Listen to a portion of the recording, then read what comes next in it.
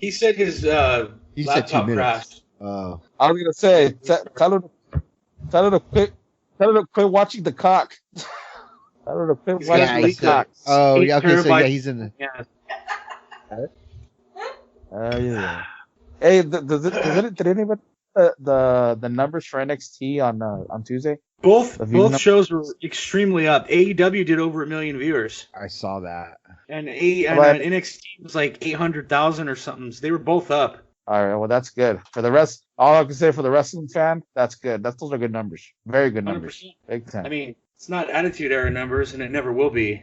But What were Attitude Era numbers? oh my god, dude, they were doing like 8 million people a week. Oh, shit. Between WWF and WCW, yeah, dude. You know, I do remember that, like, the golden era for everyone. Yeah. Yeah, you had a rating of like 8.5, 7.3, as I remember.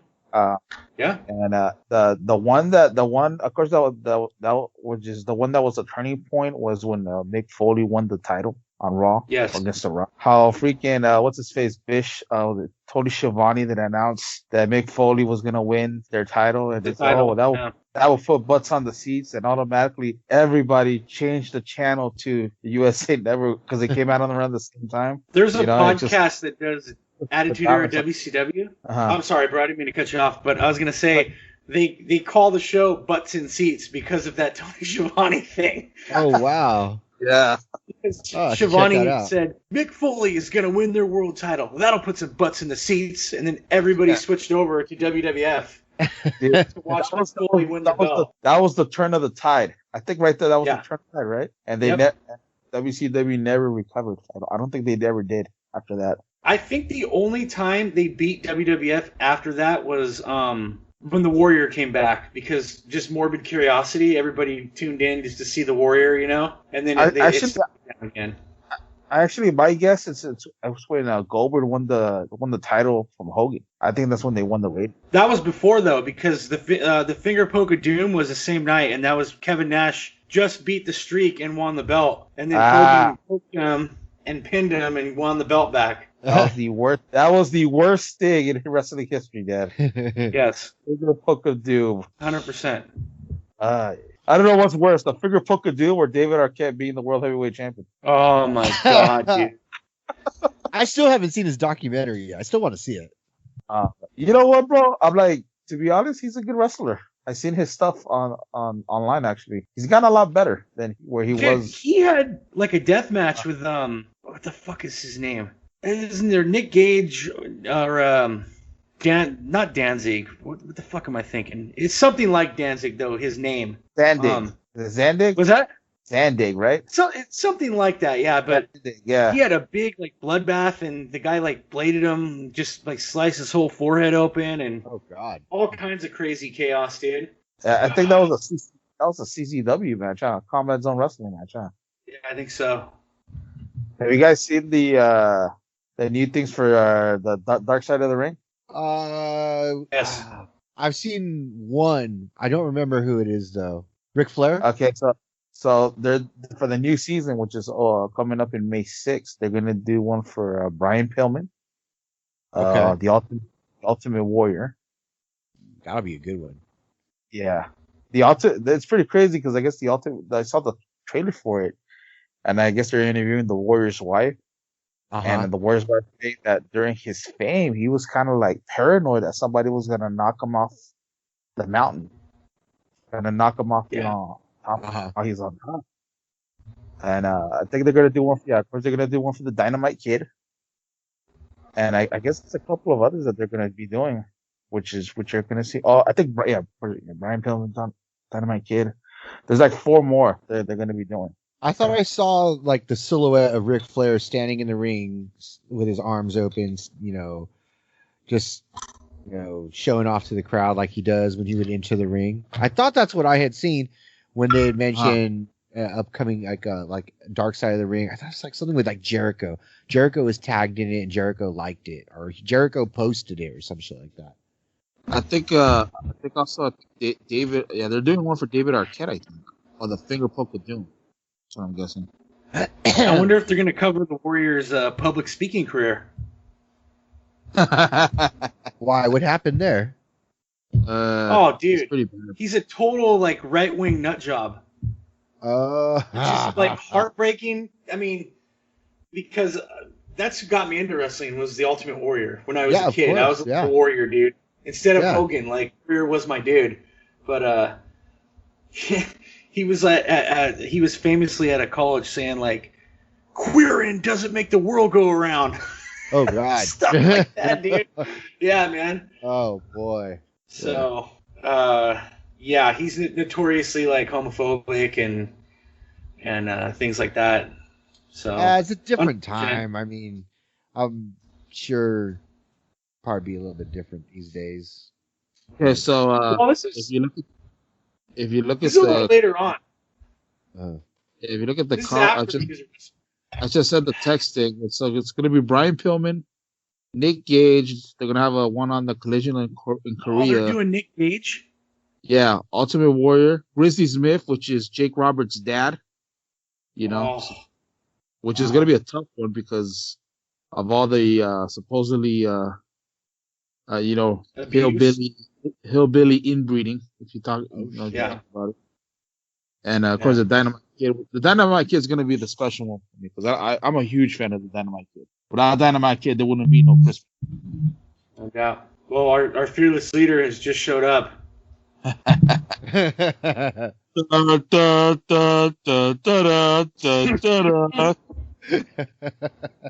Okay, just question. I don't know if maybe because I looked, but then I started thinking about it, and now I don't remember. Did they add a mat, or did they do anything different to the ramp at WrestleMania for Night 2 after it was Mandy Rose fell on her butt? She took a dinger. I don't think so, bro. Okay, okay. I actually was watching when Shayna Baszler and Nia Jax were walking down the aisle, and I was like, I don't remember. I thought the ramp was like black or something, but it looked like there was a tarp on it this time. I don't know. Maybe I'm just crazy. I probably am. Let me bring one thing up that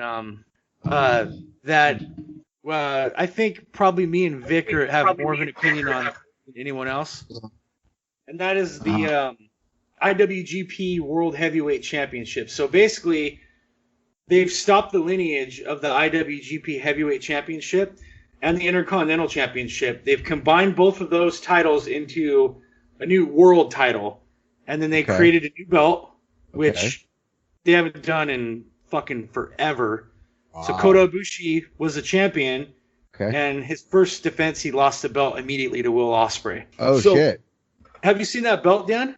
I haven't seen the belt. Vic, what do you think of that belt? Bro, Vic, can you send me? Can you post a picture in the chat? I did post a picture of it, and you know what? For me, it looked like a pretty good belt, but with the in the internet community, a lot of them have been saying that it looks like the Divas Championship belt. That's what it looks like. Yes, it's not a bad belt. Yeah, it's really not a bad belt. And you know what? The thing about the IWGP, God bless New Japan Pro Wrestling, man, they have come out with probably the best belts when it comes to the industry. You know, they go all out. I actually like the fact that What's up, Anthony? What's up, man? Oh, wait, say that one more time. Check it one more time. Can you hear me? Yep, we got you now. Yes. Okay. How you doing, brother? Thank you for coming out. Damn. We're talking about the IWGP belt. I heard that. Dude, I tried to go with my actual podcast equipment, and I had it working. I tried it out before you guys tried it out about 8 o'clock, and we're like, hey, let's go. Okay, we're go time. My laptop took shit. I was like, oh, so I had it work, and then I got it going, and then my stuff, my better mic, my better headphones, and just didn't want to work. So I was like, oh, fuck it. That's happened to me many times, dude. I get it. Yeah. So, hey, Vic, I heard you say it looked like a Divas belt. It does kind of look like the Divas belt. Yeah. Well, I'm looking for it right now. By the way, you can actually buy the replica belt on Etsy.com for $30. It will come from Malaysia. Oh, shit.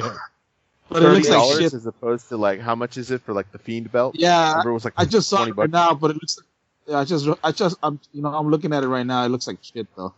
You don't want to get that. Oh, no, this is an action figure belt. My bad. No wonder it looks like shit. Okay. Never mind.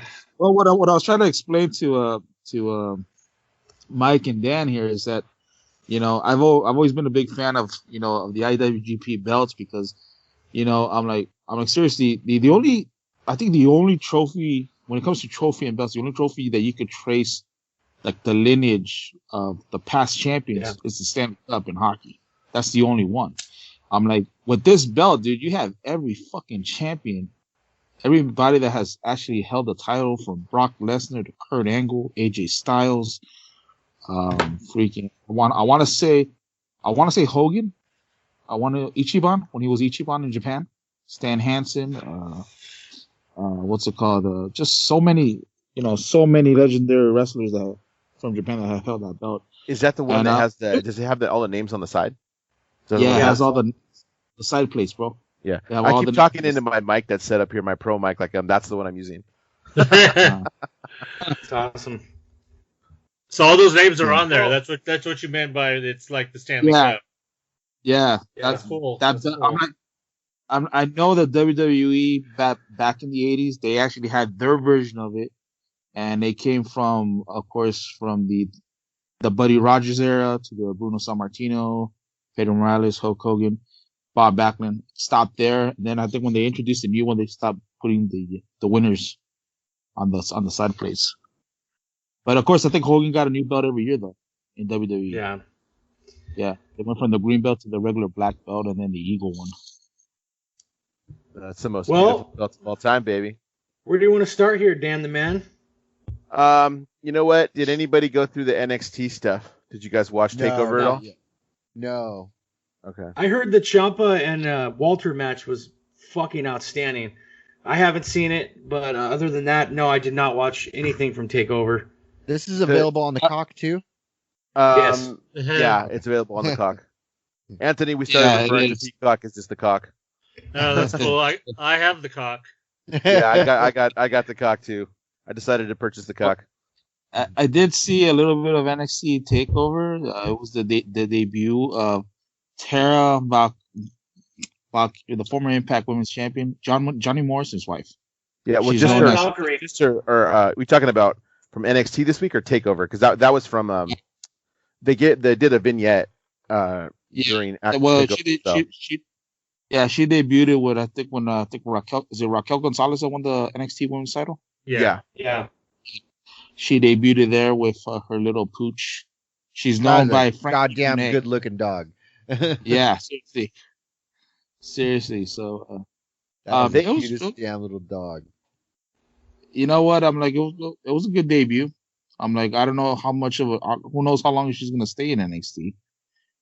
But hey, Johnny's wife her husband's in there. Well, you know what? Takeover. I watched both nights, and the overall vibe I got is, well, you know what? Everything they put out that week, people kicked the shit out of each other. I mean, they were hitting each other freaking hard. So you said the Ciampa and Walter match, yeah, they were beating the shit out of each other. But in the Balor Cross match, they beat the shit out of each other.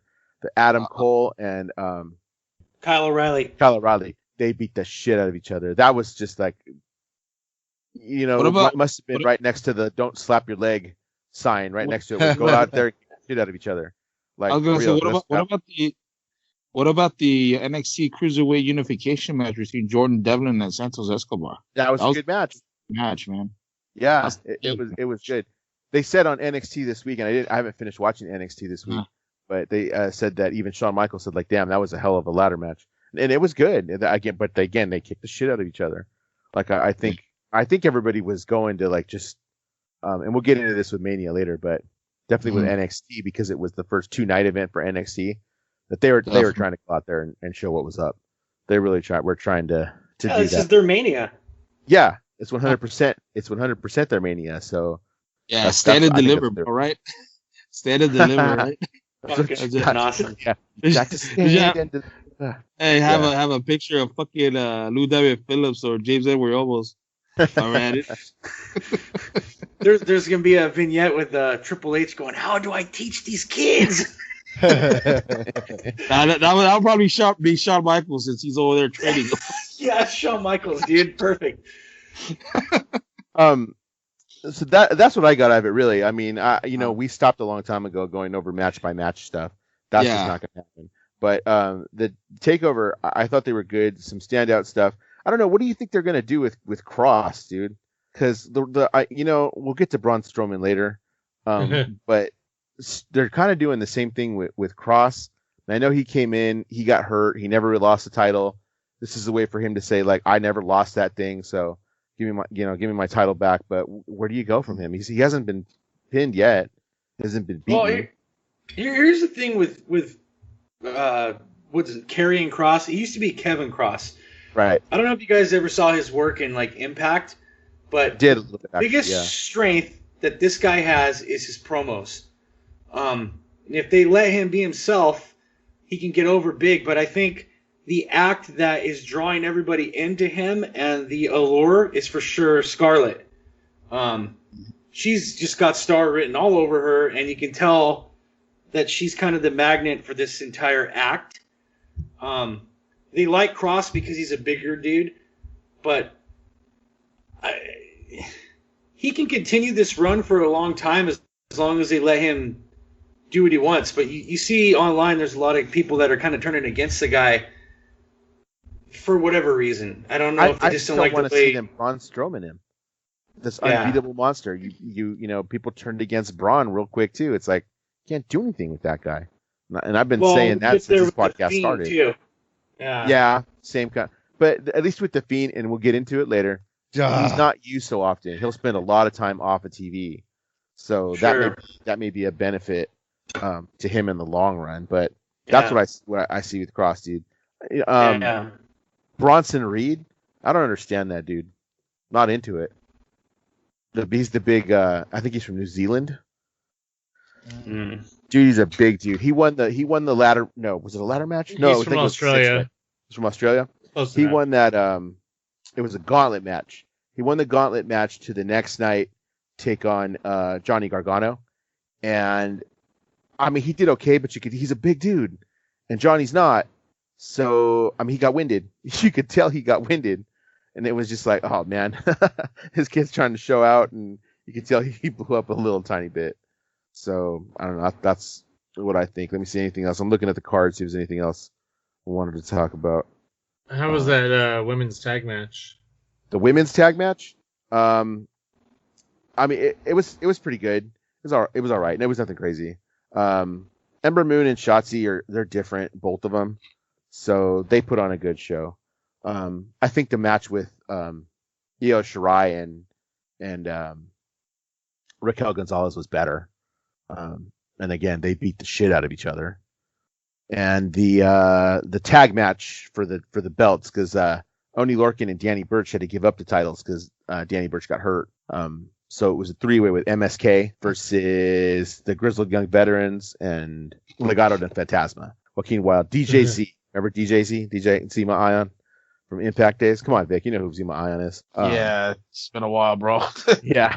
And, huge. I heard it on Watch Impact, bro. So. No, I don't at all. It's very rare I watch Impact, bro. Seriously. Well, that was Takeover, man. 2 nights. I don't really know if it needed to be 2 nights. The gauntlet match and then the match with Gargano. I mean, I know that it's a title, so they have to put it online, but I think it was kind of a waste of time. Really, I don't think it was worth it. You could have dumped that. Pete Dunne versus Kushida. What are they going to do with that? Because Pete Dunne beat Kushida on their biggest pay-per-view of the year, but this week Kushida won the freaking belt. So, like, how does that mean we're going to see Pete Dunne back in the title picture? I hope so. I like Pete Dunne, but that made no sense booking-wise. I watched it. I enjoyed it, but I didn't think it was anything too crazy. So, Mania. Let's get to Mania. Night 1. Yeah. Rain delay. Same baseball. What could go wrong, right? Put the tarp out. Put the tarp out of the rig. Put the tarp on the ramp, please. Yeah. Quote of the night. Man. Quote of the night belongs to Dana Brooke with the nip slip comment, because Mandy Rose slipped on the stage and fell on her ass, and then she had a wardrobe malfunction during the match. Did she really? Yeah. During the match. If you watch it, but it's barely. You just see like the tip of an areola. Areola. Yeah. And but the screen went black for like a second while she fixed the top. And so the next day, Mandy tweeted out, "My butt hurts." Hashtagged at WrestleMania, and then Dana Brooke retweets it and says, "You can just call us nip slips." So it was, but at least we kicked ass and looked good doing it. So something like that. It was pretty funny. That's the quote of the night. Carmella had a wardrobe malfunction too, correct? It's a little suspect. I saw that picture, and you can't tell if it's that or if it's just a shadow from like what her outfit is. So that one's a debate. But yeah, they said there was a couple instances where the camera had to cut away. Yeah. The rain delay was a trip. We're all sitting there in a group chat like, what's going on here, man? How are they gonna pull this off? What are they gonna do? Those obviously like thrown together promos at the beginning. It was about a 40-minute delay, right? Or something like that. 40-minute delay in the pay-per-view, and you could tell these promos are just like, oh my god, who can you find? What are we gonna say? Here's some like outline. Just say this. This isn't ESPN. You just can't cut back to the studio and talk about something else. Oh, they tried. They did. Oh, I'm sure they did several times. Yeah, they're not built for that. No, they were not. I mean, if they would have had Coach there, there you go. He might have been able to salvage it. It was coming down, man. It was coming down because at one point they even had Michael Cole and the now released Samoa Joe in ponchos, out there talking about. I saw the meme of that. You know what? I was actually hoping for Titus O'Neil to slip on that ramp, to be honest, while he was accepting the Warrior Award. That would have been funny, dude. Seriously. He takes it like a champ, man. I know. Yeah, I know. Mike's background has, and I keep talking to this damn mic like it's active, dude. Mike's background has the pirate outfits from our hosts Hogan and Titus O'Neil from night 2. So can we talk about just how was that even necessary? Like, why do we have hosts for WrestleMania? First of all, hey, but can I just talk about the distinction between how great Titus's costume is compared to how dime store Hogan's look? I mean, they got their costumes from 2 completely different places. Those were not off the rack, off of the same rack, because Titus actually looks pretty good, whereas Hogan looks like a 5-year-old took some clothes out of Daddy's closet and was like, "I'm gonna be a pirate." Okay, but they got the stuff from the same place. The same guy did them. The same guy did them that day. He had an interview. Why does Hogan look like shit? I couldn't tell you, but it's whatever they found. I don't know. Okay. I mean, Titus has even got the puffy shirt. I mean, come on. Bro, you know what, bro? When I saw that, I was like, I wonder if this is a new avenue for Hogan. Maybe a Captain Hogan rum. Think about it. Yeah, you know. I still don't understand. What I thought was great. Hogan was booed out of the fucking stadium, and that was his hometown. And they tried to drown it. Yeah. They were like, you can put this token black guy with Hogan. It's not going to make him any less racist than he was, a few years ago when he was recorded saying the N-word over and over again. Like, they tried to sugarcoat that, and I hope they learned a lesson here that nobody wants to fucking hear from Hogan anymore, dude. Like Vic was talking before we came on air here, like, we can appreciate the fact that the guy was a legend in the business and he carried the WWF through the 80s and, he really gave the NWO that extra bump and all these things. But the guy, he fucked up. Well, you know what? At this point, bro, you can only book him for special appearances. At this point, there's really no value of him even entering the ring. But not this, not WrestleMania. Yeah. You can't even book him for this. He's a Monday Night Raw guy, dude. He's a Legends Night guy. That's it. I say kind of like an access, when they go on the conventions to sign autographs, that's the only way I can see it. You're right, Vic. Yeah. Yep. Yeah. He can hang out with Virgil. Make sure he gets the meat sauce. Keep that fuck money. Yeah. All of Yeah, Fuck money and meat sauce. Yeah, and garlic bread. Lots of garlic bread. So this whole thing started off with Lashley and Drew McIntyre, and for the WWE World Title. Yeah, and it started off, and I've heard a lot of people say, hey, if we're not gonna headline WrestleMania, let's be the first match. Jericho's famous for saying that. If I'm not gonna headline it, let me open it. Because I'll give you something to follow. I don't want to be second match. That's like not the spot. So okay, opening match, and I mean it was pretty good. It was a good match. I thought Drew was going to walk away with the title. I thought they were going to screw Bobby Lashley yet again, and that didn't happen.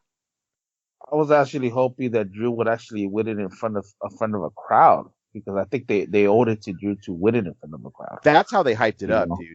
They hyped That's it what up. I thought, like, yeah, as like, oh, he's getting his win because he didn't do it last year, but they kept it on Lashley, which I think that brings the heat for Lashley, and it's going to be the chase for Drew. Like, also at the same time, the way how it was the way how the title match was card as the first match, it kind of looks like they're devaluing the title. It's not as prestigious as it once was.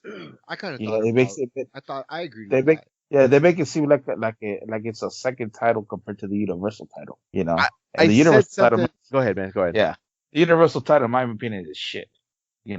That world title has prestige. I don't know why they did that. That was the only thing that kind of bothered me.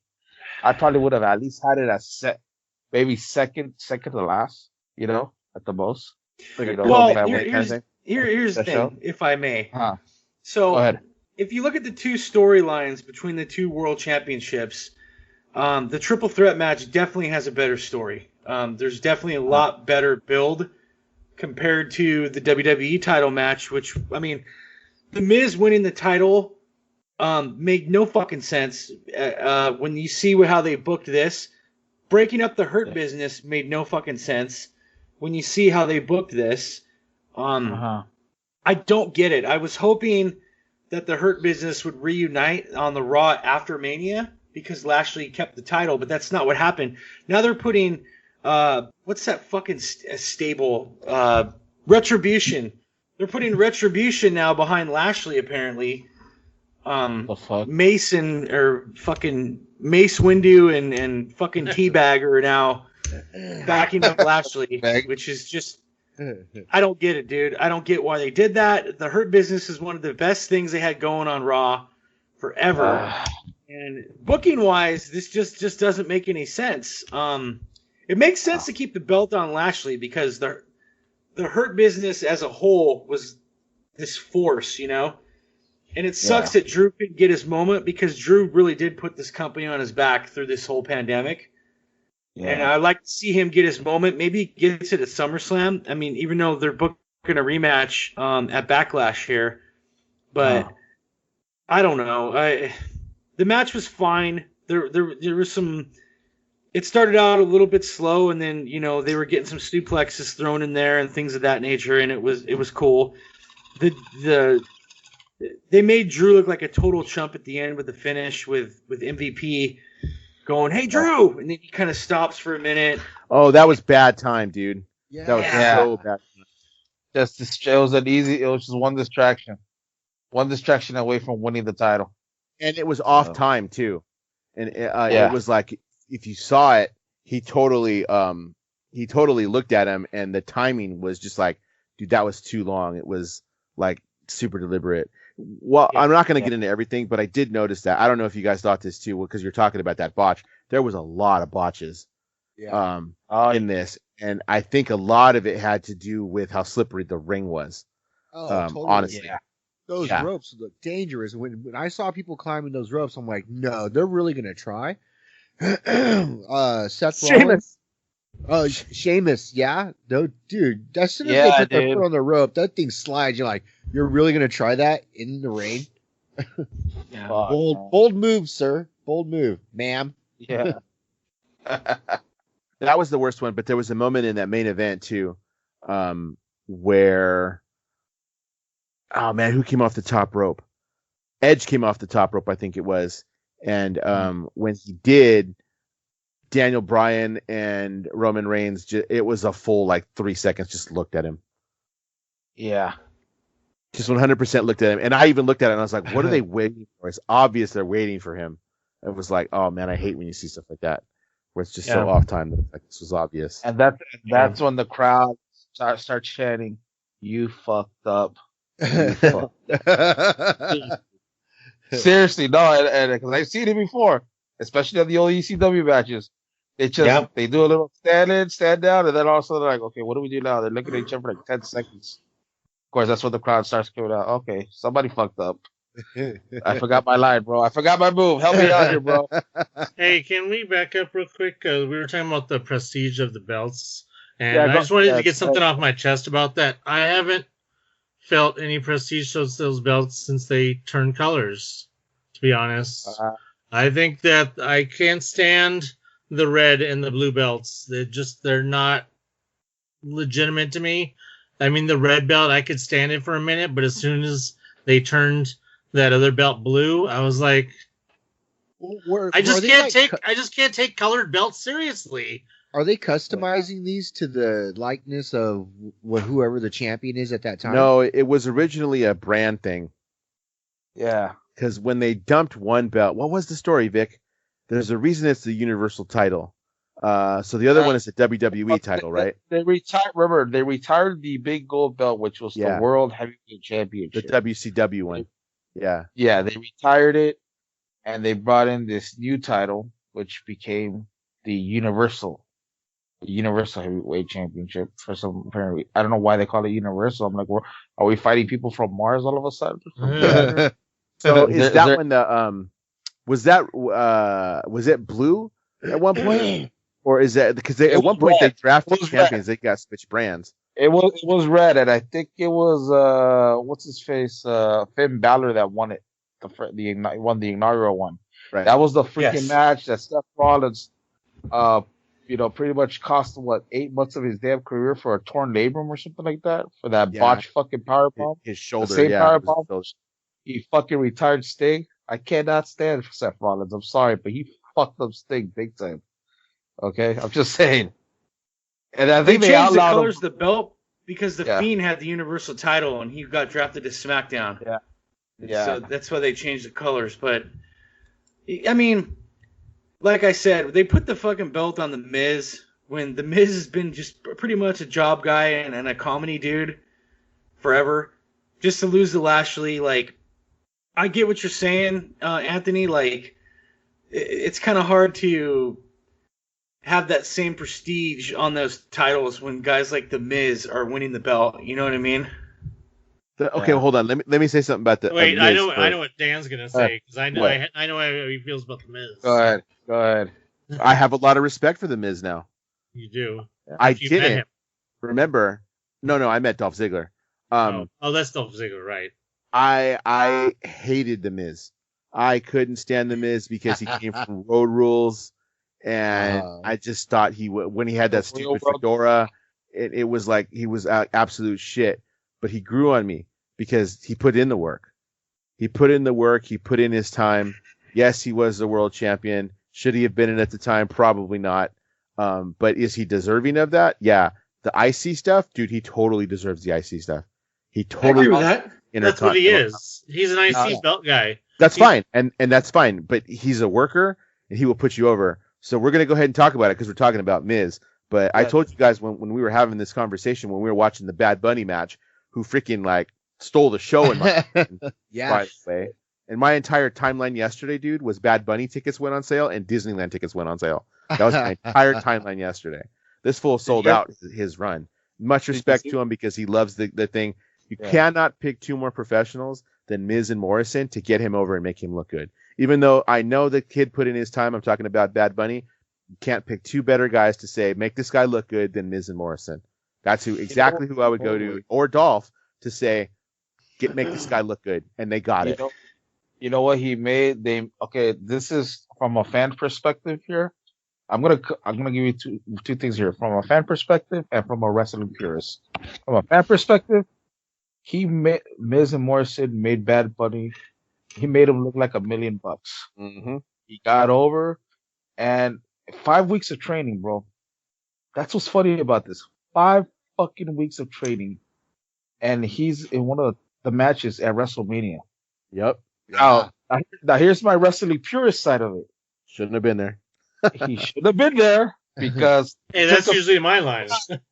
he took a spot from a guy that had put in 10, 15 years of work in the business to get to that position, and all of a sudden you give it to a celebrity.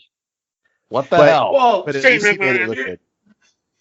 here's the thing too. In 2021, how much are we all holding on to kayfabe here? And that's the real question, because if you're looking at 95 and you're looking at a guy like Lawrence Taylor, he's an athlete. Who are you going to get? Lawrence Taylor? That's different, though. He's an athlete. He's an You can athlete, believe, though, in a fight, he's going to hold his own against anybody. Hey, You know? hey, And I can say, he's no David Arquette. Come on. and I can say, let me tell you, I can say the same thing about Hall of Famer, rest in peace, Kevin Green, and the same thing of Mongo 100%. McMichael.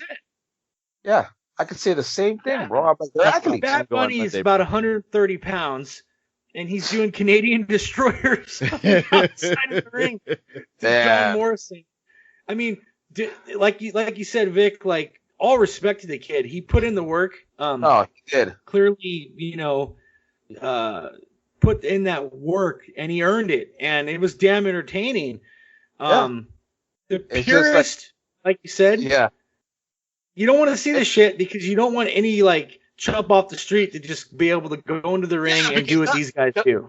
Yeah, bro, because now it makes it seem like anybody can fucking do it, which it takes fucking years of skill and practice and determination, taking all these buffs. And god damn, I don't know what. Sorry, go ahead. I mean, I just feel like if Adam Rose can wrestle, then anybody can, right? Oh, wait. Yeah. Well, I was gonna say, so did you happen to catch the second night? Did you see the commercial they did with Triple H for his tour? Yeah. So there's another angle that you can actually look at this from. So WrestleMania, okay, yeah, it's in Jacksonville, but with everything going on, is it fair to say that you need something that's going to get butts in the seats? I know the wrestlers are going to do it, but you still need a guarantee. You need to be able to pull something in. So I did not understand why they chose this guy out of anybody that they can choose as far as a celebrity to help pull people in. Because he's huge. Okay, he's huge. Well, and you don't get it. So what's Logan Paul's excuse? Not in that demographic. Right. Okay. But you need all those people, so you bring him in. Yeah. Yeah. So it makes total sense.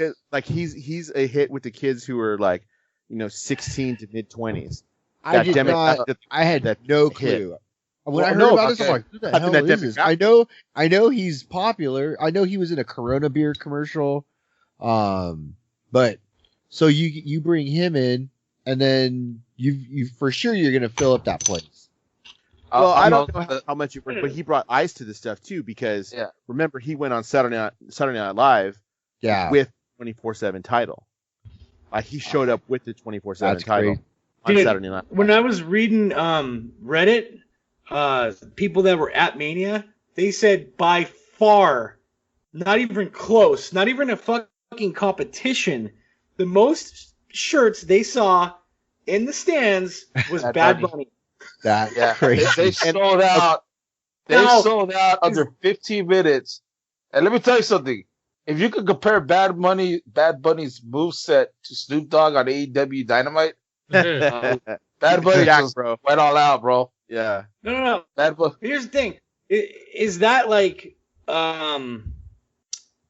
giving Bad Bunny the props, or is that like an indictment on the business that they haven't made an Austin 316 or The Rock type star, where this motherfucker comes in at the Royal Rumble and he's selling more shirts than anybody else in this company. You know what I mean? He's not even a wrestler. A little of both. A little of both. Smart for them to do that, to get eyes on the product, because that's what it was meant to do. It's meant to get those kids who are lost, because, gentlemen, we're getting old. We're getting old. We're not the demographic that they want to cater to, who's gonna buy all that crap. That's not us. That's what it is, man. Because he's out there. He's different. He's edgy. That style of music is popular amongst the kids. But it's edgy, dude. Okay. I can't. They got matches in these days, bro. You're just gonna have to get used to it. I'm not even knocking the hustle. I appreciate it. It's just I've never heard a song. Real quick, let's get moving along so we can get with this here. Absolute shit. Night one was well, first of all, the New Day losing. The best thing about the New Day match was Xavier Woods basically doing the play-by-play. This is what you call essentially cutting off the ring. Like when he was saying that shit. You know what's funny about this match is AJ and Almost are supposed to be the heels, and the way they worked this match was complete reverse psychology. Like the New Day were acting like the heels the entire match, and then they're constantly double teaming AJ, keeping him from getting the tag, and then he gets the hot tag to Almost, and the crowd actually went fucking ape shit, dude, to see this guy in the ring, and I think they have something here with this guy, man. Okay. Yeah. I can't wait to see it because he didn't do anything. That's all right. That means he'll be released next month. I just hope he doesn't become another Giant Gonzalez. Well, he's not going to be doing any 450 splashes or anything, but I think he can be an effective big man. Okay. Yeah, speaking of big men, Braun Strowman. That's all I have to say. And that's not. Yeah. No, you know what? All you have to say is Shane McMahon. Do we really need Shane McMahon again? I'm telling you, another old guy taking a spot from a young guy. What the hell's wrong with this company? Yeah. Hey, that's my line. Right? Isn't that what he's a contract just to do like appearances? Yeah, he doesn't. He doesn't have a part of the company. He gets paid as a performer. So. But nobody wants. We just saw Shane McMahon off of the cage for the 30th time. Yeah. He just jumped off the Hell in a Cell a few years ago, and like I'm supposed to like ooh and ah about him getting thrown off the top of a steel cage. Like, I don't know, man. I've seen that guy. Like, hasn't he already been manhandled by Strowman once before? Yes. Yeah, he has. Who hasn't been manhandled by Strowman? Next. That's why I don't understand. If you see the crowd response, everybody was like, "Oh, night one was so much better than night two," and I just cannot fucking disagree more with that, dude. I didn't really care for the cage match. The Gauntlet women's tag match was terrible and pointless. Some of the worst shit I've ever seen. Yes, 100%. We'll get to it later, but that's the last appearance of Billy Kay. We'll get to it later, though. Yeah. I was gonna say, except for the Riot Squad's attire, what's her face? Yeah, Joker and Harley Quinn. Hey, well, Liv Morgan. That's all you got to say. All right. That's it. I'm gonna let Mike take this one because I know, Mike, you got something to say about Cesaro and Seth Rollins. That's what I'm watching right now. This was the best match of night one, in my opinion. It was good. It was good. It was fantastic. They worked their asses off. We saw the UFO thing, which now they're going to run into the ground, unfortunately. Cesaro, he got the win, 2 neutralizers. I thought this was the best match of night one overall. Maybe not impact-wise, because when we talk about the main event, but I thought bell to bell, this was the best match of the night. Okay. Cesaro has always been a 100% fantastic worker, and I have watched for too many years, seen him get screwed over for belts, and them for some reason, whatever their reason is, them not giving him, putting gold on him. I don't understand why. I mean, he has the mic skills, he has the charisma, he has the whole package. I just don't understand it. Go ahead, Dan. Two things to say, then we'll talk about the women move tonight too. One is that tell me that it was not Seth Rollins who said, "I'm going to put him over." I'm going to put over Cesaro. I fully believe it was whatever the plan was. Seth Rollins went and said, I'm going to put over Cesaro. Yeah, now because why the heat didn't is where going. was he 5 years ago when Cesaro was over with the crowd? It's Well, too okay. little, Yeah. too late. It's the Roman Reigns effect. Too That's- little, too fucking late. That's the other thing that I was going to say Yeah. is that for a year you haven't really known who's going to be over. Now in front of a crowd, it was very obvious Cesaro was Yeah. over. Hit some of the Cesaro's- loudest pops of the night. I don't think Cesaro will Cesaro. ever stop being over. No. It's just he just needs to be given what he's deserved for that. Well, and what I'm saying is this might be the start of it, because not only did Yeah. Seth put him over at Mania. Seth put him over at Mania in Cesaro's first ever singles Mania match. This may be the start of something, and then with the crowd behind him, because that's what they want. You can't tell, because with no crowd, man, half the Thunderdome is bullshit. Well, yeah. It's just they pump in. You can finally tell like who's over and who's not. If Mike's sitting there telling me, "Oh my God," people are saying Bad Bunny's the most over thing. Well, hello, you have to start paying attention to that shit, because you're going to start letting in fans now. Cesaro did come out on SmackDown tonight and confront Roman Reigns, so it looks like he's getting a main event program. He's probably not going to take the title off of him, but Yeah. I got a whole other idea about what I think about that one. But I just, you know what? I'll tell you this: seeing the Seth Rollins and Cesaro match on WrestleMania, you could tell who the workhorses for the company is. Oh, both of them. And absolutely. it just reminds me of the the Chris Benoit, Kurt Angle matches from back in the day, and how many times has the Chris Benoit got screwed over from winning the title. Yeah. And then, ending the match, him being alone in the ring and just getting a standing ovation from the crowd. You know what I mean? Come on, who the workhorses are. Those are the ones that put on the entertainment. And for me, that Rollins and Cesaro match, that ranks probably one of the top matches, in my countdown in WrestleMania history. So, I got 3 things to say about the women's match, the women's title match. Go ahead, man. One is I didn't even realize it until Michael Cole said it, that it was the first time not only two women in a singles match, because the last one was a triple threat.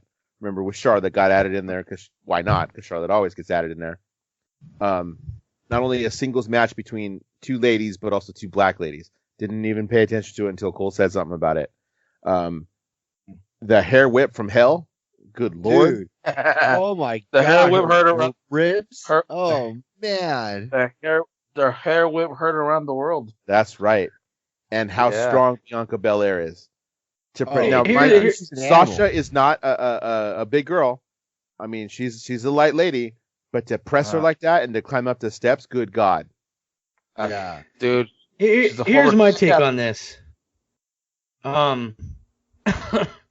This might be a bit controversial, but Oh. was the moment great? Yes, it was. Now, if we're talking, because I've seen some people saying this is the greatest match in WrestleMania history. Get the fuck out of here, dude. Oh, It's I not wouldn't go even that far, fucking no. close. I don't even think No. it's top 10. I mean, Nah. and I'll call a spade if it is that, but it wasn't, dude. It wasn't that. Bianca Belair is still very green.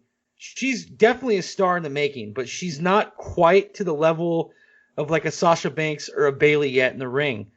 I liked the moment. I thought it was a great way to close night 1, but this was not one of the best matches in WrestleMania history. I'll agree with you, but I will Yeah. say that storyline wise and match they put on, that deserved to be the main event. I agree with that. Yeah. The main for event, sure. yes. Of this year, yes. Mhm. That deserved to be that one main event. I remember back in the 90s, there was a show called the WMEC Masters. It Yes. was a karate show. Fuck yeah, dude. And there was a karate character there named Willie the Bam Johnson, and he had this fucking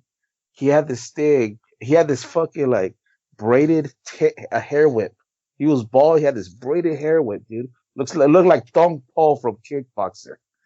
This fool had a like a kind of like almost like a nunchuck, but with his big ass hair whip. Yeah, I shit you not, dude. When I saw Bianca Belair use that hair whip from hell, bro, I was thinking of that. I was just bring nostalgia. I'm like, Willie the Man Johnson. You remember that? WMAC match was the precursor to Lucha Underground, dude. 100%. Pretty much. Hell yeah. When I saw Bianca Belair in NXT and I saw her hair, that was the first thing I thought. Is that my first question when I saw it was, does she use that in her gimmick, like to whip people? Yeah. I actually never seen her use it until WrestleMania. I'm sure she's probably used it, but I've always missed it. But it wasn't until I saw that one, oh my God. And then when you see her ribs after, oh shit, dude, that was legit. That was so legit. Yeah. Sasha's a tough lady, dude. Dude, she was a track star in college. Yeah. That was her background. Bianca? Yeah. So just watching her do all that, wasn't surprised at all. Yeah. Well, Bianca Belair showed some impressive shit in this match, especially the Gorilla Press Slam, where she walked up the steps carrying Sasha. Dude, that was nuts. Yeah, I mean, there were some great feats of strength in this match from Bianca. She's a hell of an athlete, and definitely she's gonna get there, like, sooner rather than later. But it was cool to see night one close out like this, for sure. Well, we saw night one close out good, but we got a what the fuck for the opening of night two. Jesus. Oh boy. So hyped at the beginning. Here's the thing. Stop me if anybody disagrees with this. The build to this entrance of the Fiend, of him, recovering from the burns. Alexa Bliss comes out with a Jack in the Box. I thought the entrance was fucking awesome, dude. Might have been the entrance of the whole thing. The crowd was the best entrance thing. Hyped too. They were behind the Fiend 100%, man. He does a crossbody off the top, and then we get the red lights, and I was like, fuck. I thought of Dan when the red lights came out. How long have I been complaining about the red lights, man? I said out loud that I was thinking about Dan when the red lights came on. Yeah, man. You got the Fiend no-selling everything, including a Uranagi suplex on the announce table on the outside. And he's about to finish the match, and then Alexa, the flames from the turnbuckles come up, and Alexa is sitting Indian style on this, as Michael Cole states, box-like structure, which is a box. And Alexa doesn't Bliss know what a Jack in the Box is. Yeah. She's got black goo dripping out of her forehead. Seems and legit. Then one RKO later, the Fiend goes down, even though he's been burned alive, and his face has been smashed with a sledgehammer and everything else. But I don't know, he lost his power, I guess. The crowd booed the shit out of this finish. Fucking terrible. The announcers said nothing, and then it went to like a commercial. Yeah. Like it was it was dead air on the radio. It was just like, okay, that didn't go off like we thought it was going to go off. Hey, so can I just is the Fiend is basically now full on Kane / Mankind Pretty much. hybrid / Undertaker thrown in with some whatever's left of Bray Wyatt, the little bit of his theme that's fucking left. I don't know. I mean, am I the only one that wants cool ass Bray Wyatt with the white pants and the Hawaiian shirts and the fedora and the rocking chair back? I don't know, man. I've never really been a fan of the Fiend. Like, I okay as a character, okay, but not. I never been a fan of Bray Wyatt, just at all. I mean, I like the Funhouse stuff was fun, but if they would have just stuck with that, not had the Fiend, if it would have just been, Mr. Rogers, Bray Wyatt. I think that could have worked by itself without having the alter ego. Because then you're just copying. Then you're just Finn Balor. But that's dead in the water too. Balor doesn't want to do the Demon King. Of course not. I mean, that makeup had gotten toned down so much that it was almost not even recognizable as the original makeup anymore. Anyway, the makeup looked cool, but the concept is stupid. He's going to a place where he doesn't normally. That's fucking stupid. Like, it just is. He's going to a place darker than anyone. Oh my god. I mean, but that's Dark Phoenix for you guys that understand. Yeah, but that's a line that they've used going back to Mankind and Undertaker and Kane. I mean, it's just a line. Yeah. So. Did you notice though that after he jumped off of the box-like structure onto Orton and then went up and he looked into the camera and went, yeah. That's great. Brody Lee. That's a tribute to Brody Lee. Yeah, because he hasn't wrestled since Brody died. So, dude, I'm looking at the matches just so I can remember what it was. The match was only 5 minutes long. Yeah, not much there. Yeah, the entrance was longer and was longer than that. I was gonna say, I did see the after Raw, the after Mania segment with Alexa Bliss on Raw. So I think there's going to be something there between Bliss and Bray Wyatt. I think that's where it's leading up to. Well, more Alexa Bliss is never bad. Well, now it's like Alexa Bliss. Oh, they say that the most deadliest creature is always the female. Well, that's why she keeps getting thrown around as Sister Abigail, right? Like that's something to do with it. So we'll see. But finally. like I said, let's keep talking about go to the drum fight. How is it? Somebody tell me how Apollo Crews can go from. He pulled the opposite of a Kofi. Kofi had the Jamaican accent and then lost it. And remember Triple H? Didn't he used to have a Jamaican accent? Remember that? Yeah. And then Kofi all of a sudden has a Nigerian accent. Yeah. It's the opposite now. I thought. Accent. I mean, I could just say it's been done before. I thought he was gonna call the powers of Wakanda. I think Big E is an absolute star, dude, in the making. Oh, go ahead, please, Mike. Go ahead. I was gonna say, I think I told you guys this when we were talking. Like, I would keep that belt on Roman until the next WrestleMania, and I would have Big E be the one to win the Royal Rumble and take that belt off of Roman Reigns. I think that would be a huge star-making moment for him. He just felt like a star coming out with this entrance, and I know that this is basically just a hardcore match. The fucking Nigerian drum match didn't really mean shit. It was a fucking hardcore match. But I was expecting people to be out there like banging on a drum. Yeah. Me too. Yeah. Well, I think we got more to come because we saw somebody be a part of his faction now. And that dude's a dude from Raw Underground. Had no idea who he was, even though he's the dude from Raw Underground. Yeah. So, but you know what? I think here's what I think about Apollo. Apollo's deserving. Apollo's that mid-card guy. Like we were talking about the Miz earlier being the IC. That's Apollo. Apollo is that mid-card guy that's got this. But at some point, all the big name stars, or most of them, especially when we were growing up, they held that Intercontinental title and then they went up to main event status. But you got to lose that Intercontinental title to go to next level. And I think that's what we're going to see out of Big E.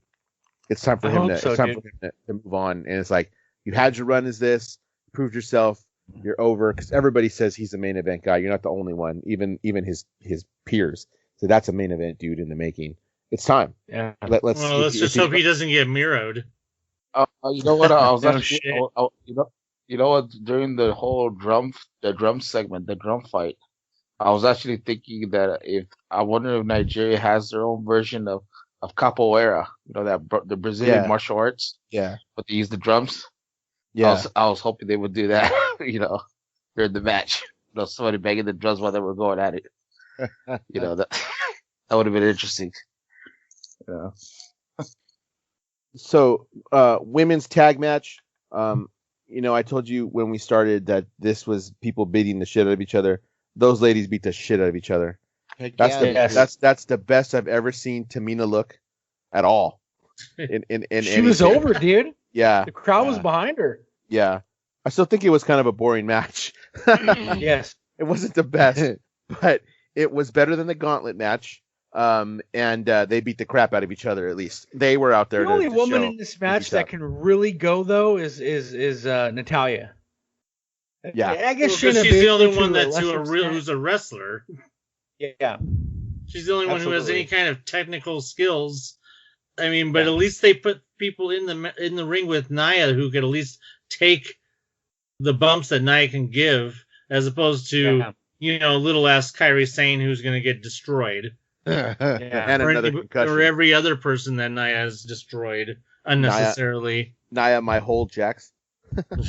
My God. That slam though that Tamina did when Tamina slammed Nia, that was Hogan Andre, man.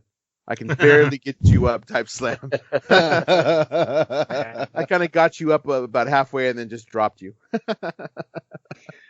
I gotta tell you, man. And I'm sure we'll skim over this match, but I thought Sheamus and Riddle was bell to bell. I'm not talking storylines or anything else, but just in-ring action. I thought this was the match of both nights. I really did. Except for the slip of the white noise off the top ropes. That match was so fucking hard hitting, dude. These guys, I mean, Dan, you want to talk about beating the shit out of each other. These guys beat the ever living shit out of each other. And the finish of this match. To the chin, bro. Fuck. Oh man, Riddle does a moonsault, bro kick to the chin. Riddle's busted open from his mouth. I mean, it's a great fucking match, dude.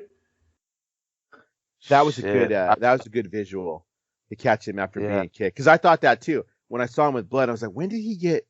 When did that happen? And it was the kick. Yeah. When he did the moonsault. So when you get in there with Riddle, he's gonna kick your ass. He's gonna get his ass kicked, depending on who the opponent is, and he's ready for it. Same with Sheamus. Yeah, that was. I mean, I don't know about match of the night, but it was good. It was good, and I think it's just because I don't have a particular. I don't want to say connection. Not that I don't like either guy, but I'm like, I'm not their biggest fan. I'll take them. I respect them. They're entertaining, but I'm not like, oh my god. But yeah, like I said, kick the shit out of each other. Yeah, 100%. I think you're right. I'm just purely stating this on a bell to bell emphasis. Like storyline wise, the main event probably told the best story of the night for night 2. But I'm just saying, bell to bell, I thought this was the best match. Well, the other one that's going to be close was the match that was before that, which was Sami Zayn and Kevin Owens. Oh, you're right, dude. That match was great. Man. Hey, one more thing on Shane. I was going to say that they probably put together such a good match. Now, I don't really like Riddle for reasons, but I could see that Sheamus versus Riddle would be basically Sheamus versus Cesaro, and they put on classics. So sure. Okay, here's the question here. Was it a good idea for Logan Paul to be involved in this match? I don't know. What do you have to do with it at all? Sami Zayn and Kevin Owens? Yeah. Yeah. No reason. There was no point of him being involved in this match, to be honest. Just to take a stunner, which, man, he took a stunner, I'll tell you that. Hey, so is KO's gone full Stone Cold now, right? I mean, that's where we are. Trying. You know what? They blew that. They blew that because that was supposed to be with Shane McMahon pre-pandemic. They had all the makings of that happening. Owens had all the heat behind him. Right. Shane McMahon's his dad. They blew it. They didn't keep. They should have made. Then that's when. Isn't that when SmackDown went to UPN? Yeah. When that was going on, that's when SmackDown went to UPN. That should have. Or Fox. I mean, excuse me, Fox. Kevin Owens should have been the star of the Fox show. But no, because that's what they were setting up, and then he got drafted over there and be like, "This is going to be freaking Kevin Owens show," and then here comes Brock Lesnar. Because they chickened out. Yeah. Yep. They're like, oh, or Fox chickened out, and Fox wanted Lesnar for some reason. Yeah, I remember the one they wanted the UFC fans there. Yeah, they wanted the name and they wanted his crossover. His following. But how they squashed Coffee Kingston in that match in the SmackDown debut on Fox in like 10 seconds. Yeah. But You're always going to get a classic with KO Zayn. I mean, they work well together. They always work well together. I mean, I see Sammy is still going full Castro. Yeah. Yeah, the leader of liberation tried to liberate liberal Cuba, communist Cuba. The Crazy ass video, like the build-up video. I mean, it looked like they were telling a good story with this match. I mean, I don't watch Raw or SmackDown, but from this little video, it looked like it was a decent story they were telling. And Sami Zayn dancing in the ring is one of the best things I've ever seen. But yeah, these guys tore it up. They had a great match. I agree with you on that one, Dan. I'm gonna give this next one to Anthony because it's Asuka. I mean, from what I could tell, there was no lead up to this match. There was no story. It was just Rhea Ripley was all of a sudden there challenging, and that's all there was to it. Obviously, it was just a way for to put the belt on for Asuka to get Rhea Ripley over. Not that Rhea Ripley needed to get over, but then to put the belt on her. I mean, Asuka might be ready to want to go home for a little while. You know, I'm thinking. I mean, she lives in Vegas, but she probably hasn't been back to Japan for what, a year and a half. Yeah, I think she might want to go home for a little while. I don't know. It's just a guess. No, now they're doing a 3-way with Charlotte. Oh, well, of course they are. Charlotte didn't have a Mania match. Oh, no. Let's Gotta try. put her in somewhere, the Raw after Mania. I didn't watch I Raw. feel like this match was like AJ Styles and Shinsuke Nakamura, whereas they just couldn't get into that next gear with this. I feel like the chemistry was a bit off. I expected this match to be fantastic, and it was fine, but I didn't think it got to that next level. Does everybody agree with that? Yeah, I agree. I mean, I love Asuka, but any match that she's in usually ends up being some sort of good match. I mean, unless she's fighting Nia Jax, but she needed. I don't know if it was Rhea Ripley's fault. She still needs to. She's good. She puts on a good match. She's now the first woman to hold the NXT UK, and a main show belt. So I don't know. I mean, you guys have probably seen Rhea Ripley more than I have, so you guys could probably. Well, I was gonna say at the same time, from last year when she main evented, well, not main evented, but she was had that championship match with Charlotte last year, which WrestleMania. was good. That was a whole match of the week. That was a match of the weekend for me. Yeah, which was a good match. I'm like, it was kind of like Rhea Ripley's, finally her WrestleMania moment. You know what I mean? Her long-awaited WrestleMania moment. And as far as Asuka taking some time off, I could see it because I think the guys at NXT, Triple H, I think they just signed another Japanese wrestler. Her name is Saray. She's the Warrior of the Sun. I think she's gonna debut next week on NXT. So last thing I'm going to say about this women's match, because Mike mentioned it, and I want to mention it about something else super quick, was that they couldn't get the chemistry, the timing. Other than shit on the gauntlet match, the ladies in that gauntlet match couldn't get it either. Their timing was off for half that match. It just, for whatever reason, they couldn't get it together. And I don't know if it was because of the mat conditions or just what it was. But because there's a possibility that because Asuka may have had to cut out some aerial stuff that they were maybe ad-libbing a little bit more, so it made it seem off more than it would have been because they were having to ad-lib more because they were probably having to cut out a lot of aerial stuff, especially after having seen what happened to Sheamus a couple matches before. You know what I mean? Yeah, that slip. Asuka was probably like no. Maybe. I'm going to say this about the main event and I'll let you guys take it.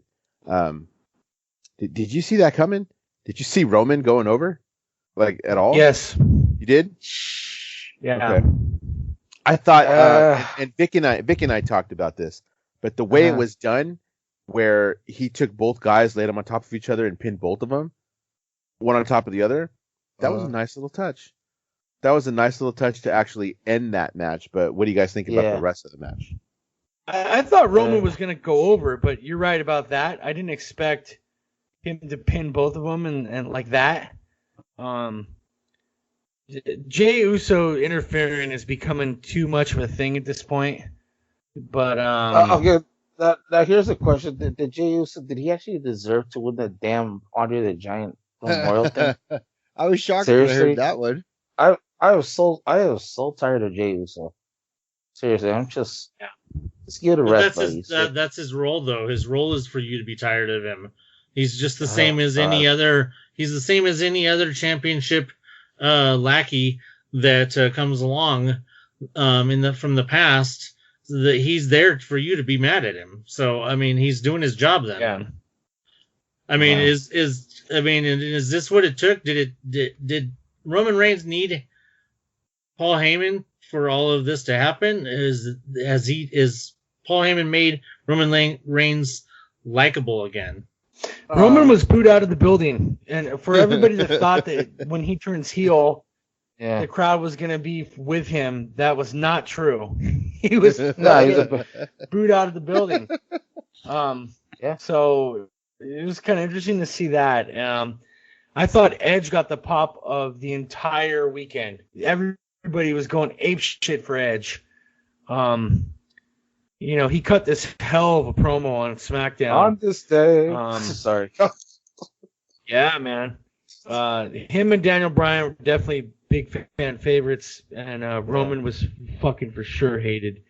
And then Roman, I guess when he won, the cameras were off. He was like blowing kisses to everybody in the crowd and shit, and just pissing them off even more, which is great.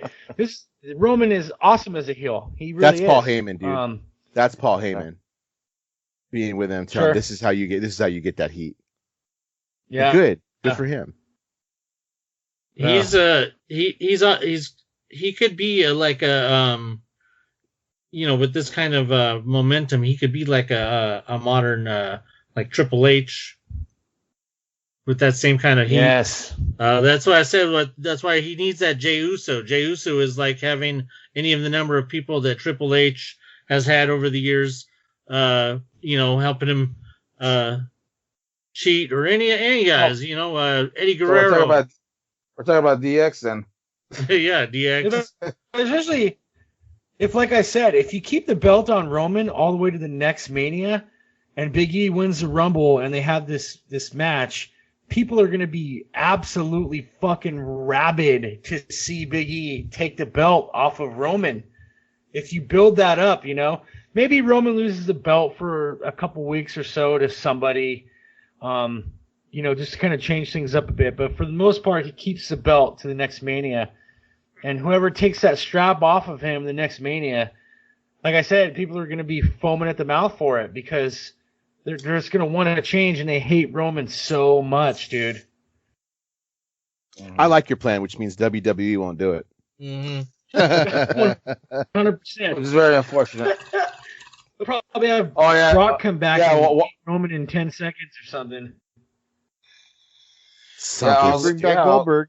Well, I keep seeing Don't bring back Brock Lesnar. It's Saudi Mania, dude. Yeah, I keep seeing the joke about who he's gonna have to probably fight at a Saudi show and lose to Goldberg or Brock Lesnar or Hogan. Jesus, I'm champion, brother. Fiend was on a roll until he jobbed to Goldberg. It's been all downhill since then, man. It really has, dude. Yeah. That was a freaking horrible creative move. It was bad. And only for the money, dude. Oh my god, that was freaking ridiculous. So boys, man, that was WrestleMania. 2 nights.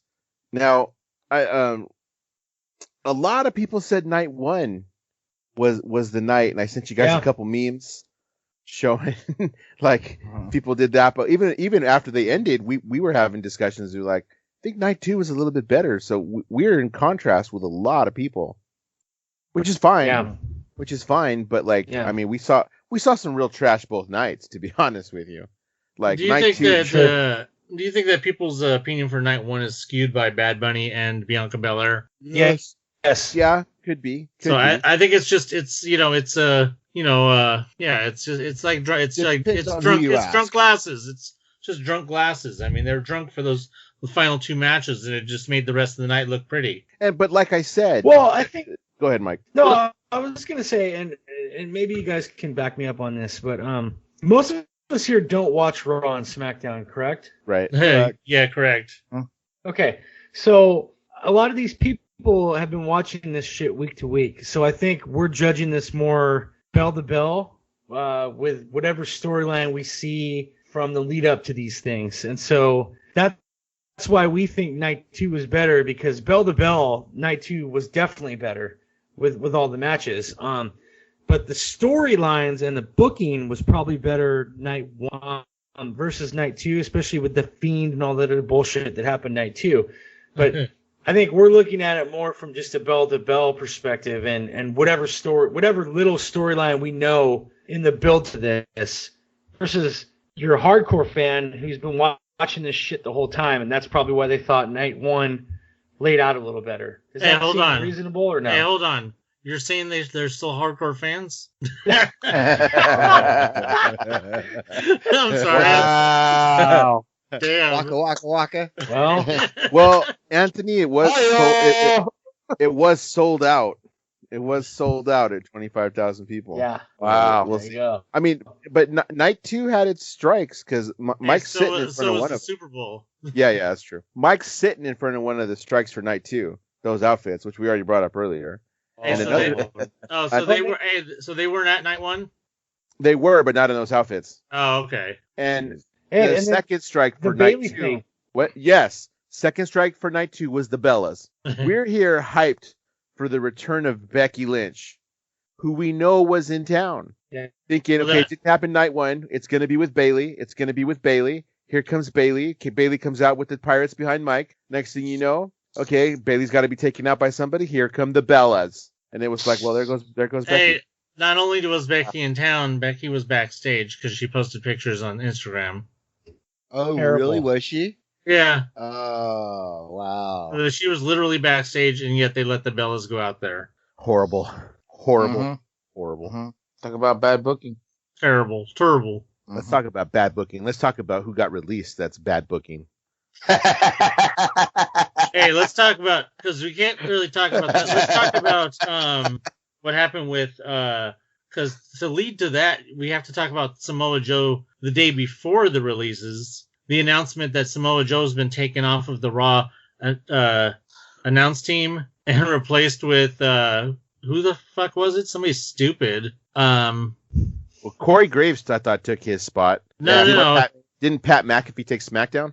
Oh, yeah. I thought Pat McAfee took over for Samoa Joe. No, I think whatever. I think Graves Joe took called his spot. WrestleMania. What's that? Joe called WrestleMania. Yeah. That's what I mean. It was on the card. And then on Monday, it was announced that Samoa Joe was being taken off of the Ross announce team, and literally everybody's assuming, okay, that means he's probably about to be cleared to wrestle. And then Tuesday came, and the releases. I think personally, this is probably maybe one of the biggest mistakes that WWE is going to be making. You mean as opposed to the releases last year? It was on the exact same day too. It was the exact same day. It was one day to the year of all the pandemic releases.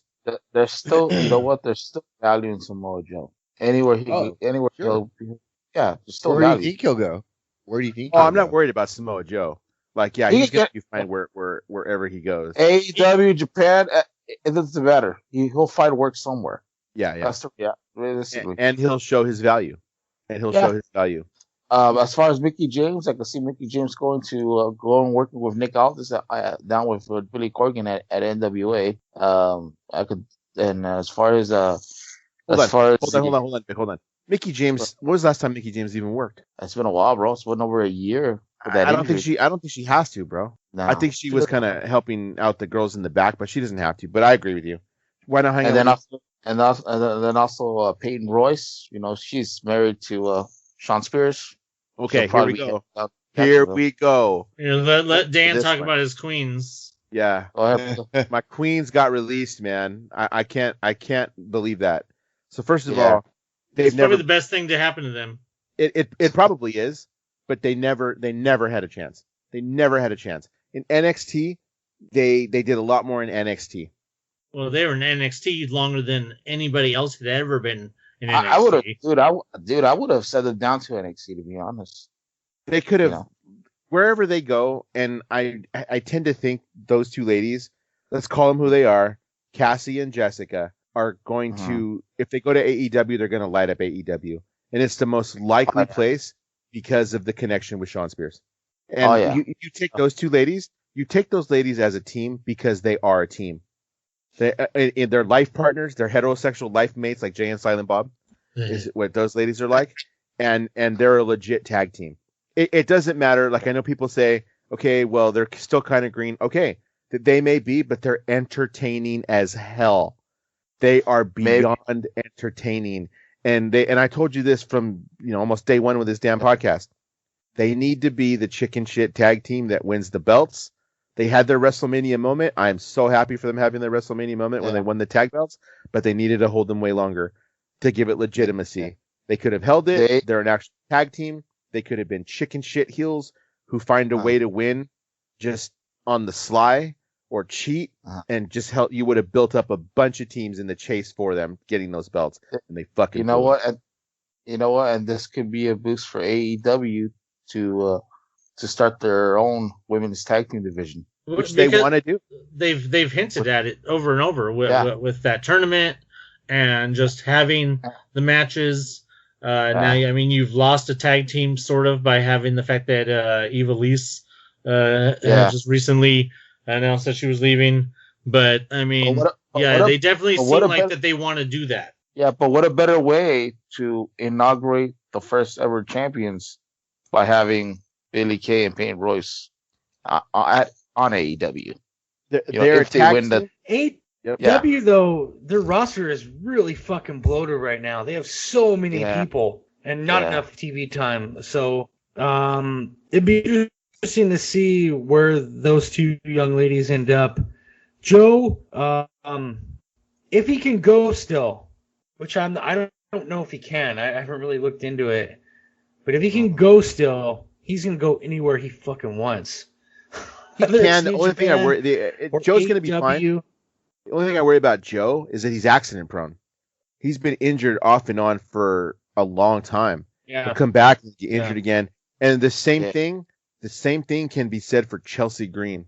Chelsea Green had all these false starts in WWE because as soon as she would start, she'd get hurt. Yeah. And so that's a hindrance to her. But am I worried about her? No. Yes. I see her in Impact. I see her in Impact because Matt Cardona is kind of working over there, a little bit. Yeah. If you remember, Chelsea Green has already. She's got the lore too, Impact. She does, but she also has a character. She had a character that was over pretty big on the independent scene in the Hot Mess, who was at All In, before it was AEW. She's got an established character that was getting over. Everybody knows her because she had that match with Tessa. And who else was in that match, Vic? All In. It was Tessa, Chelsea. Kylie Ray? Maybe. Yes. Yep. But, she can go, and she's got a character. She's going to be fine. That's freedom for her. Who else was on that list? Bo Dallas. Yeah, it's funny. Well, it's not funny. It's figures that there were rumors going around about the possibility of bringing Bo in as finally with his brother, and then then this happens, and it's like, well, that's how it always goes. They get rumored to be doing something, and then they get fired. You gotta believe, man. You gotta believe. Yeah. No, he believed.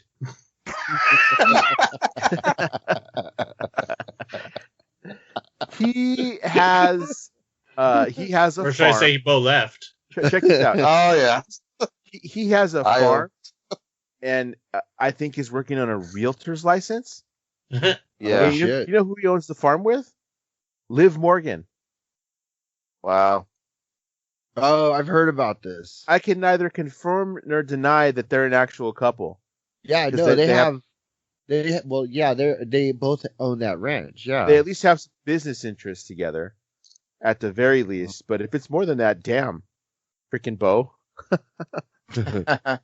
Also on that list, Kalisto is in it, so I'm not worried about Kalisto. You can find John in Mexico. Yeah, and you know what? I'm going to be honest with you with Kalisto. He needs to go to Mexico where he doesn't need to cut a promo because he sucks. Yeah, he sucks as a promo. You can look this up. There's a promo of him. I don't remember who he did a promo with, but he botched it so bad he walked off camera and you can hear him go, "Damn!" Like, you can hear him walk off camera and just cut the famous out. lucha things. You know, lucha things, man. Yeah, it's so it's bad. Well, the funny thing about Kalisto is actually he's an American citizen. I know he was born in Chicago and raised. Yeah. You know, but his mic skills have gone to hell. Oh my god, dude! He was on. Austin does the Peacock thing now, but he has a Stone Cold set now. He doesn't have his podcast anymore. But when he had his podcast, Kalisto was on there. Man, he was even a horrible interview. He was telling good stories, but the way he talks, he needs to pretend he just speaks Spanish. Cause so was it worse? So was that podcast worse than John Moxley's Dean Ambrose's interview? I don't know. I didn't see Dean Ambrose's interview. You ever seen this? Yeah, no way. No, I have, and I know he's not supposed to be a good interview. Mox is not supposed to be a good interview. Yeah, I have heard that. Yeah. It was bad. I mean, it was entertaining, but it was like, this guy can't talk, dude. He doesn't have promo skills. The others that were released were Tucker, Mojo Rawley, and Wesley Blake. Nothing there, dude. But yet Owen still has a job. Owen still has a job. What the hell? Yeah. Gives us fat guys hope, right? That's it, baby. The fat guy revolution. Damn straight. The ladies had it in 2015. The fat guys have it in 2021. That today they were going to cut more people from NXT, but that apparently hasn't happened. So, it will happen. True. Give it a week. It will happen. Give it a week. Those last three guys you named, though, good luck to them. Fucking, hopefully they start up soon. Don't forget Mojo Rawley. He said Mojo Rawley, yeah. Yeah. Hype, bro. Okay. Hey, bro, those three guys need to start a faction with Kaz. On the indie scene. Then you go start with Kaz. No mames. Fucking dead.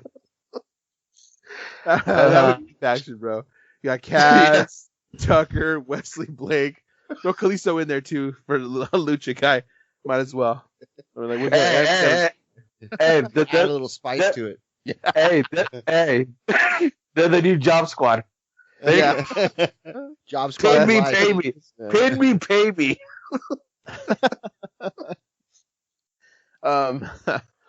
Dude. After some technical difficulties, I think we've gone on about long enough. Pretty much, man. Anything anybody else want to bring up? Hey, did you guys see the thing about how Tony Khan wants to do intermissions? Yeah, I heard that. Intermission? What do you mean? For pay-per-views. In the pay-per-view? He says because they only do pay-per-views quarterly, basically, or every 3 months or whatever it is, that it ends up being a really long pay-per-view. Yeah, they're over 4 hours. And he says, I get it. We're talking about maybe putting an intermission or something, man. Because, they don't do big, huge, long 20-minute video packages like WWE does to set up the next match, which is usually when people get up and go do things. Yeah, get some so they don't have those, waste of times. They're actually filling that time with wrestling. So he's talking about basically putting an intermission where you can, and even with a countdown. Yeah. Okay. I can see that. They're long, dude. They are. Like they're really long when they do happen. I know what we wanted to bring up, and it's just very briefly because I don't want to get over the stories. You should go watch it yourself. But the broken skull sessions with Jericho. So we were in shock when we saw that. And that's crazy. How many of you watched it? I know Vic watched it. I've seen about 3/4 of it. I plan on it. Mike, have you watched it? No, I haven't. No. So no spoilers. It really is just covering Jericho's career. through then, and it's just, we were shocked that it happened, but Stone Cold goes over it and basically says, yeah, I talked to Vince, and Vince said, I think it's a great idea. Go for it. Because it's business. It's business. And Tony Khan had to sign off on it too. Why? Because it's eyes on AEW, and Vince knows if I get Jericho on this to do it, I'm going to get people to subscribe to Peacock just to watch that. And like that happened. Do you think this opens the door for Jericho to the Hall of Fame? I don't think you can deny Jericho the Hall of Fame, but it's quite a ways away. His contract is up, I believe, next year. So they're speculating he's going to go back to WWE, but we'll see about that. The other big news thing I think is Mauro Ranallo is announcing versus title match on Impact next week, which is Kenny Omega and Rich Swann. Impact title versus AEW Championship. Mauro Ranallo is announcing the main event for that. That's cool. Mamma Mia! Yeah. Mamma Mia. I love when I personally like Mauro Ranallo. I love Mauro, man. He was over sometimes one of the performers in the ring. Yeah. Oh, yeah. Kenny wins the belt? Oh, of course. Definitely. No way Rich they got Kenny Swann in, is winning Rich the Swann. AEW title. No, there's no way. 100% is no way. Impact is riding AEW's coattails, is what's happening. At this point, yeah. The agreement gets some different people who on AEW, and really that's only been the Good Brothers because I haven't really seen any other talent. I can't wait to see Sami Callihan into AEW. I think you know what? Right now, Omega currently he holds the AEW title. He holds the AAA title. Then with this one, hold the Impact title. Maybe next, who knows? Maybe he'll challenge Nick Aldis for the NWA title. I don't think so. I don't think Nick's down with that. Like at all. The build has been shit for this because why hasn't Rich Swann been running in on Dynamite at least the last 2 weeks? I know. And confronting Kenny Omega. Impact is on the losing end of this deal. They're 100% on the losing end of this deal. Their ratings haven't really gone up, and other than the Good Brothers, you don't see anybody. Ethan Page doesn't count, and no one cares about Ethan Page. So 100%. Yeah, that didn't work out in their favor, but it does try to bring more eyes to the product, but it just gives Kenny a chance to work with different people, or to get the Bullet Club, quote unquote, back together. It sounds like TNA is on the CFL side of the XFL deal. Yeah, 100%. Pretty much. Yeah. Hey, one other thing I saw, if you guys are interested, I see that A&E is going to be doing some wrestling biographies. On Stone Cold. Yeah. The first one is Stone Cold. The second one is Piper. Wow. But they're in the video package for the whole series. Also, I saw Warrior, some others. So it looked like there was at least 6-7 people. Maybe, but definitely, I already looked through my programming, and the first two are Stone Cold and Piper. Stone Cold, I believe, is tomorrow. Sunday. Yeah, or no, it's Sunday. Nice. Yeah. And it's on which one? A&E. A&E. Also, I forgot. Also on A&E is the new show WWE's Most Wanted Treasures, which is Mick Foley. Hosted by Mick Foley, and it's the search for WWE memorabilia, supposedly to lead towards the physical WWE Hall of Fame. Nice. So that's also supposed to be premiering Sunday. I think it's either before or after the Stone Cold biography. Nice. All right, I think we should call it. It's been long enough. It's basically Mick Foley on Toy Hunters. All right. I would watch. Before I was gonna say one last thing. This week my buddy Ivan and Abraham, they just did their last podcast of the Blazing Olfolsky wrestling podcast. It was the last podcast they ever did because of my friend John's recent passing. You know what? And to be honest, I had a great time going to these NXT shows with John, Ivan, and Abraham in Riverside, these live events. And I hope in one day, once everything gets back to normal, man, I hope we could all go to live events together, bro. Seriously. Yeah. Because we all need that, man. I want to go see an NXT event. I want to go see an AEW show down at the Citizens Bank Arena in Ontario. You know, I just want things to go back. That was the plan until 2020, man. Bro. You know what, bro? I miss my wrestling, bro. I want to be there live. And TV doesn't make it justice, bro. Just to be there live, it just makes it cool, you know. That's just me. And hopefully we could all, you know, as part of this wrestling fan fraternity, we can be together and watch a kick-ass show, you know, seriously. Go get your vaccination if you haven't yet. Definitely. Take care of that. And don't worry, there's no microchip in there. Oh, mine got activated. Oh, I'm like Mecha Godzilla, baby. All right, man. So you got anything else? Let's call it. All right, guys. Long enough. We'll get this out as soon as we can. All right, man. All right, brother. Again. Good night, guys. All right.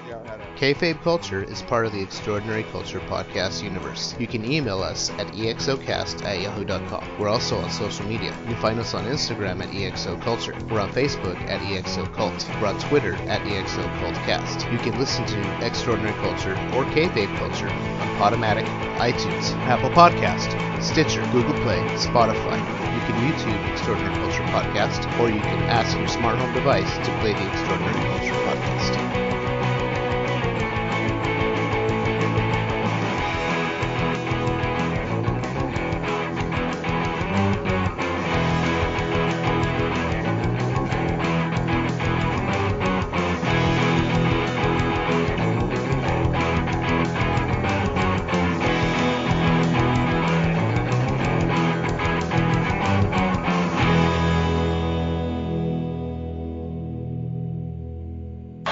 No, don't do this. Enough is enough.